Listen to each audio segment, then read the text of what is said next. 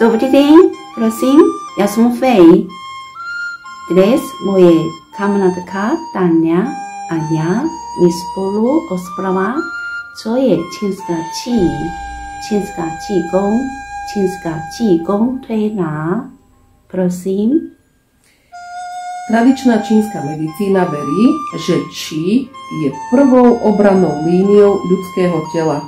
Zhromažďuje sa v tele, aby chránila vnútornosti a vyteká na povrch kože, aby zabránila invázii vonkajšieho zla a spôsobovala choroby. Qi je prahmota, základná prírodná látka, životná sila. Pojem qi je základným pojmom čínskej filozofie prírody. Vysvetlím vám to. Predstavte si dom pri mori, kde fúka vietor. Keď ten dom má dobré qi, môže fúkať silný vietor a dom stojí. Ale keď dom nemá svoje qi veľmi dobre, tak ho aj slabý vietor zvalí. To je asi qi.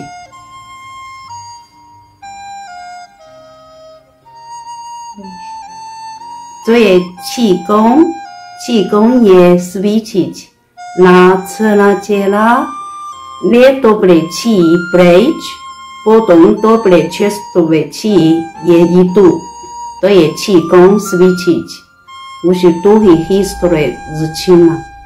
To je na zdravie cvičiť, nepotrebné pešky, nepotrebné behať, nepotrebné ski-up, ale super na zdravie. To je qigong. Co je qigong tréna? Prosím. Qigong tréna jedna z qigong metód. Teda tréna šťastia, čo je druh qigongové metódy. Vzťahuje sa na praktizujúcich qigong, ktorí používajú qi v tele cez prsty alebo dlane a iné časti, aby vyvinuli silu pôsobiacu na body alebo choré časti na liečenie chorôb. Tradičná medicína verí, že qi je prvou obrannou líniou ľudského tela. Zhromažďuje sa v tele, aby chránila vnútornosti a vyteká na povrch kože, aby zabránila invázii vonkajšieho zla a spôsobila choroby. Qigong tréna podporuje pomoc ľudí ako chrbát, chrbtica bolí, tvrde, ale ja robím filozofii, robím body a meditation.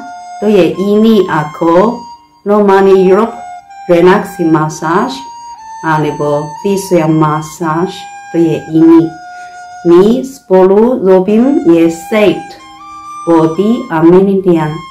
Potom viac nedobre qi je preč vonku, ale dobre čerstvé qi je spolu idú.